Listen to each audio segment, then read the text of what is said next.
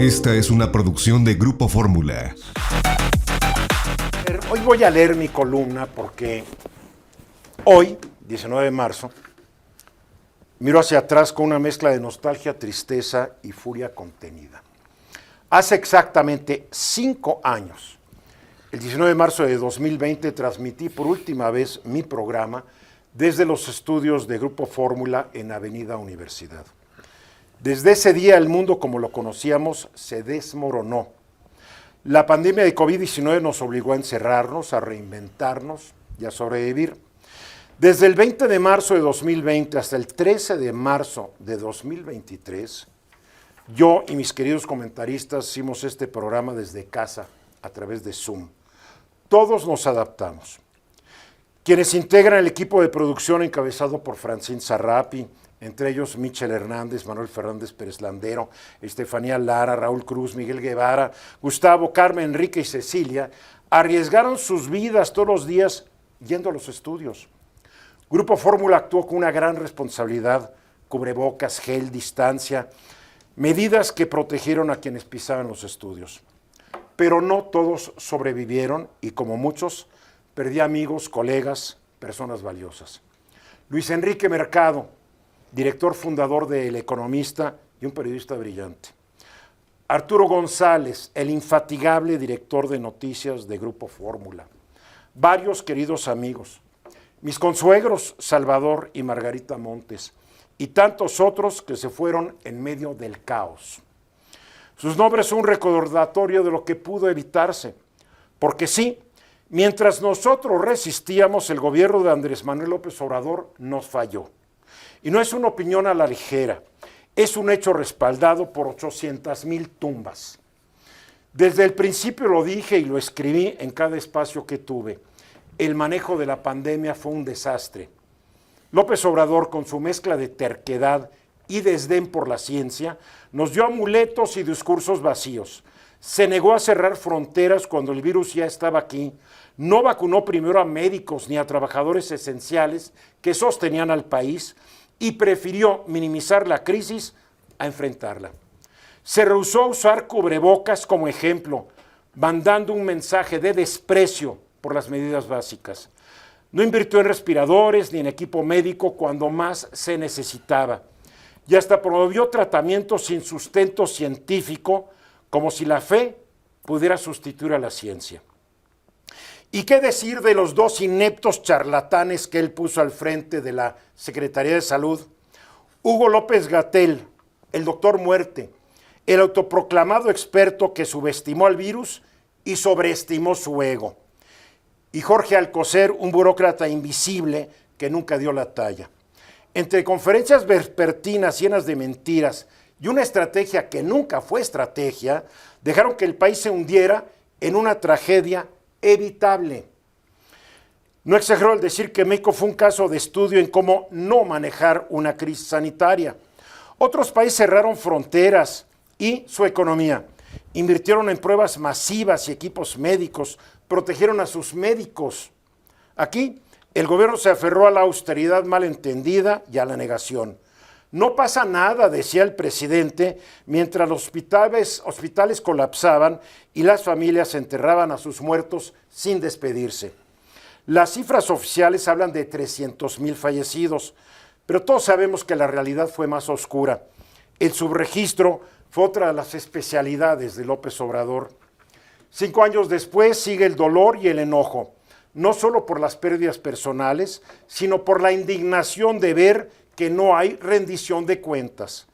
López Obrador se fue, pero su legado de improvisación y soberbia sigue vivo en un sistema de salud colapsado que costará mucho esfuerzo y costará muchos recursos recuperar.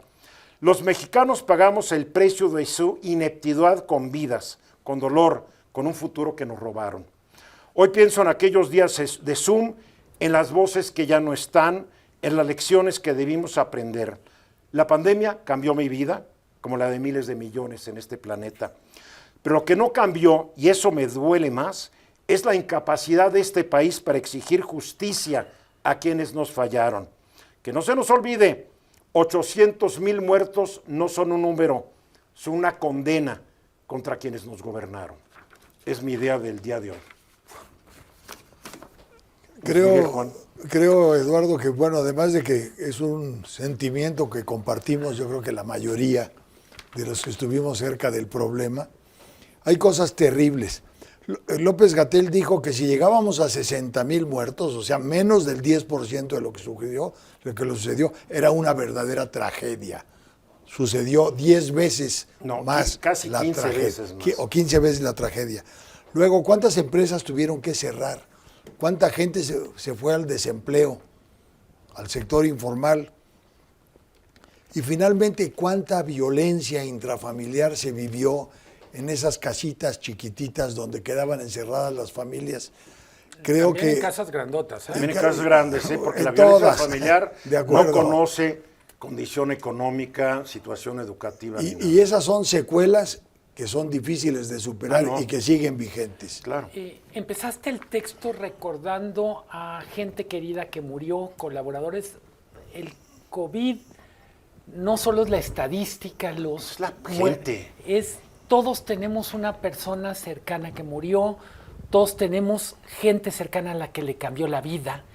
Hablamos poco de los huérfanos del COVID, familias que quedaron deshechas. Murió el padre, murió la madre y se quedaron ahí los niños, ¿sí? Y mucho del tema del post-COVID. Somos sobrevivientes y vivimos una sociedad del post-COVID donde hay daños en salud mental, hay Educación.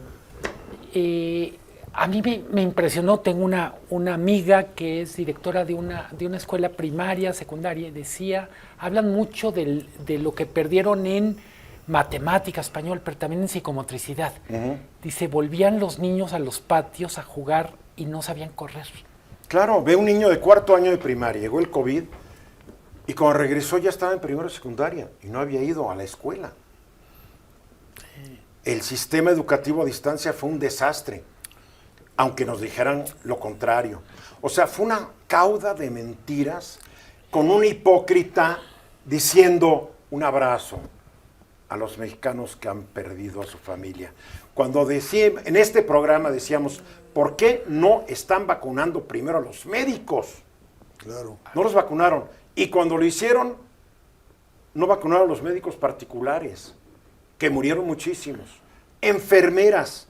El gremio de las enfermeras perdió a miles de personas. Tú decías... Terrible. No había equipos de protección personal. Fue un crimen. Decías, lo que no cambió es un país que no exige... yo tenía un país con tan bajas expectativas que asumió que era normal tener tantos muertos. Evidentemente iba a haber muchos muertos. Los estudios más serios hablan de mínimo 300,000 muertes en exceso, es decir... Más 300,000 oficiales y ya llega a 600. Más quién sabe qué tan seguro es el dato que manejaba la Secretaría de Salud con estos dos charlatanes. ¿No? Mucho del tema al final no es normal, no tenemos por qué resignarnos. ¿Por qué países como Corea del Sur tuvieron mucho menos mortalidad? Japón. Y decimos, bueno, es que son diferentes los orientales. No, no somos seres humanos todos. Mira, aquí fue una indolencia, fue un crimen de Estado, hablando de crímenes de Estado. Y lo más triste es que la gente sigue admirando a este sujeto porque les dio dinero. Y yo no niego que estuviera bien sus planes sociales. Siempre he dicho, buenísimos los planes sociales. Pero a veces parece que la conciencia de un mexicano está sujeta a una ayuda social. No debe ni debería haber precio a nuestras conciencias. Porque murieron 800,000 personas. Ahí están. Yo creo que ahí están los muertos. Flota en el aire una terrible pregunta. ¿Qué aprendimos y qué haríamos? No ¿Qué haríamos si se mayoría. vuelve a presentar un problema de No esta aprendimos naturaleza? mucho porque también hay que reconocer, es un país con un montonal de pobres, que si les dan una lana, y yo haría lo mismo siendo un pobre, gracias señor presidente, porque si te lo decían, se lo manda el presidente, gracias y te perdono todo. Así ha sido. Pero decía Juan, ¿qué aprendimos? No aprendimos ni a leer los informes críticos. Hubo un trabajo Sí, claro. muy importante que fue ninguneado por la autoridad, pero también poco leído desde los medios y desde las Aquí siempre insistimos en los números que no eran los oficiales, pero bueno. Acuérdate que mucha gente fue enterrada ocultando la enfermedad porque de otra manera no se podían acercar y despedirse de sus No, familiares. fue terrible, no. En fin, vamos a los mensajes. Hay otras cosas igualmente negativas de aquí hablar. Esta fue una producción de Grupo Fórmula. Encuentra más contenido como este en radioformula.mx.